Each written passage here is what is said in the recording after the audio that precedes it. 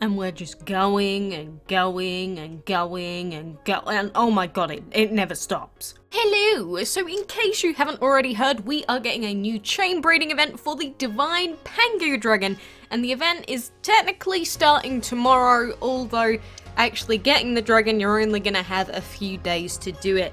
But this is the post that we got a few hours ago today where it said, "Attention! There's a chain breeding event on the horizon. Use the legendary Cancer Dragon, the Dragon of the Month, and the Jade Warrior Dragon, the level 5 reward in the Divine Allies Castle event, to breed the Divine PANGU Dragon."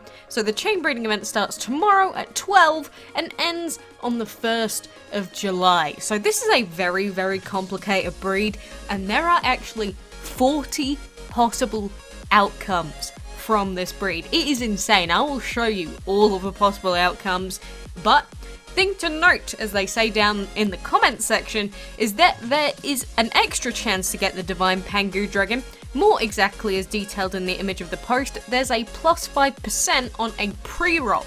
So what this means is that if you remember the Gemini Beta chain breeding event, there was a plus 10% chance of getting that dragon in that one. Whereas in this one, we have a plus 5% chance, which is kind of weird because there's a ton more outcomes and yet a lower chance. But I guess he is a divine, so it sort of makes sense. But regardless, it will not be a 0.2% chance or whatever it would end up being if there wasn't a boosted stat chance. So your chances are a little bit higher, but you do need to get both the dragon from the castle event, the level 5 reward, and you need to have bred the dragon of the month. So it's definitely not an easy breed by any stretch of the imagination. It's actually a very, very difficult breed. But for anyone that still needs the regular PANGU dragon, again, this isn't Chrono PANGU, this is normal PANGU. For anyone that needs him and didn't manage to get him before, at least they're giving us another chance to get him again. But Jade Warrior looks kind of freaky, and I can't wait to get him from the castle event as well. So, moving on to how you can see where the possible outcomes for this breed are. Normally, I don't really tend to use the old sites anymore. I pretty much exclusively use DML Planner when I'm looking at possible breeding results out of the game, because it's the only one that really gets updated anymore. And they've already updated it with the parents being Jade Warrior and Cancer, as you can see in the top left hand corner here. And if you click the breed button for them, you will see all of the possible outcomes on the bottom left below. So just going through this list, we've got Plant, Void, Seed, Tree, Melon, Venom, Lumina, Rain. I don't even want to say every single name. There are 40 of them. There are literally 40 possible outcomes. That is including the avocado and the quad wing dragons for VIP level 18. So if you don't have those unlocked, it will be slightly higher for you to get the PANGU dragon. But god, this is definitely comparable to enchantment breeding dragons, but the thing is, with enchantment breeding dragons, you can breed them at any time, whereas with the PANGU dragon, you're realistically only going to have like 3 days to breed it, unless you gem through the castle event and gem through the hatching and breeding of the Jade Warrior. And again, you still need the Dragon of the Month to do it. Like, I have not bred the Dragon of the Month yet so far. That's mainly because I haven't really been around too much this month, but I wouldn't even be able to start breeding it yet. So you need to get your breedings in check. Get your breeding dens prepared. I would say get a second breeding den, but you'd need 2 Cancers and 2 Jade Warriors to get good value out of that. So if you manage to get this breed, then kudos to you, and I am very happy for you. But this is going to be a very, very tough event, to say the least. I also quickly want to point out, for anyone that is interested in the bundle, that the Medusa Dragon is currently available in a special offer. And if you don't know what the Medusa is, it's basically exactly the same as the Autumn Dragon, just a reskin, as in the same elements, same base attack, and it's just a different looking dragon basically. So it's up to you. If you want a purple snake with snakes on its head, aka Medusa, then you can buy this bundle, and you do get 20 days of VIP, 100 divine tickets, and a decent amount of gold for £25.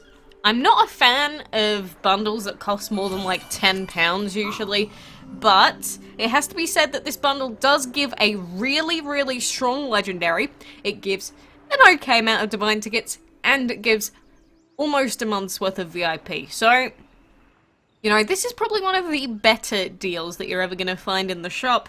So, if you want to take advantage of it, I highly suggest you keep it in mind. Maybe just don't ever buy anything in-game, in which case, I can understand that completely. This DML is the only mobile game I ever put any money into, basically. And there is also a bundle out for the Cancer Dragon, but 1,200 gems for the Cancer Dragon is slightly more than I'd like to pay, especially since you don't get any of the divine tickets with it. Obviously, if you want to guarantee that you don't screw up your Zodiac collection, you can just buy it outright. But there are still 10 days. 10 days to go for this dragon. And even though we've got the castle event, which is going to get in the way and things like that, that's still 10 days where you could potentially get that dragon without having to spend the money. So, I would recommend waiting rather than purchasing it in that bundle. But it is slightly risky at this point. Like, I'm getting a little bit antsy for my pantsy because I don't know if I'm going to be able to breed this dragon now. So, we have to hope and pray and breed as many times as we possibly can for the duration of the month. I'm sure that most people that have been going for the Cancer Dragon probably already have it, assuming that you've been breeding at least sort of twice a day is the bare minimum that I would suggest that you try for Dragons of the Month. And on average you'll probably already have it by this stage, but some of you won't. Some of us, even if we breed for the whole month, we won't get it. And that's the major scary part about the Zodiac collection. You could do everything right. You could do absolutely everything right for the full month and just not get the Zodiac collection dragon. And then you would have to rely on that dragon coming back in flash breeding and breeding it during flash breeding to actually be able to get the ultimate Zodiac reward. It's a scary thought, because we've never really had one of these overarching, you know, full year worth of breeding to get a specific dragon. It's the first time we've really ever had that happen, and I really don't want to miss out on it. I'm sure no one does, really. So, it is making purchasing the bundle slightly more tempting, but I'm not going to do it. If the game refuses to give it to me after a month of on and off trying, so be it. I will suck it up and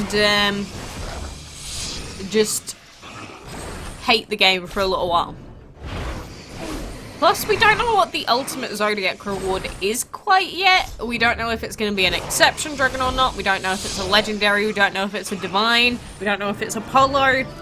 We don't know if it's the 13th Zodiac. We don't know if it's the Zodiac Killer. It could be anything. It could genuinely be anything. At this point, we just have to wait and see. But I want to know what the reward is, because if it's not worth the amount of effort and the stress that everyone's going to be putting in and potentially buying the bundles for, like, if people knew what the dragon was, I think people would be more tempted to purchase the gem bundles for things like the Cancer Dragon just to ensure that they don't miss it. But if it sucks, then people aren't going to buy the bundle. So I guess if the bundle did suck, then it would be in Gameloft's best interest to just, you know, not tell anyone. Which I guess we'll find out. We won't find out until next year, assuming the game is still alive by that point. How sad would that be? If the game ended up dying before the Zodiac collection ever finished. That would be very depressing. I doubt that that's gonna happen, you know.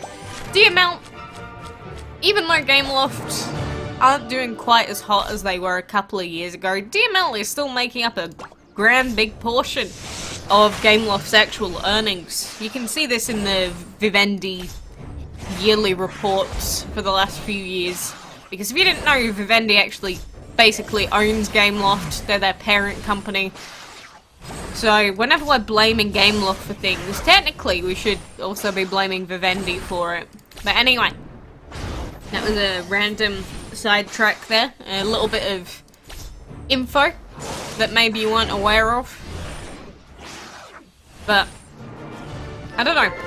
Just a lot of new things that are going to be coming out that I'm really going to be interested to see again. We've got the new dungeon update. We've got all of the new update stuff in general. Zodiac stuff. I don't even know at this point. It's just new things coming out of the wazoo. And I'm a tired girl. I just spent like the last 6 hours straight packing boxes and my god, I want to die. Okay, that's a joke, not quite, but I am very tired. So I'm gonna call it quitsies for now. But like I said, get prepped for this chain breeding event if you actually want to give it a shot. You need to be on it immediately to give yourself the best chances of getting Pangu. So very best of luck to you. And until next time, I will see you then.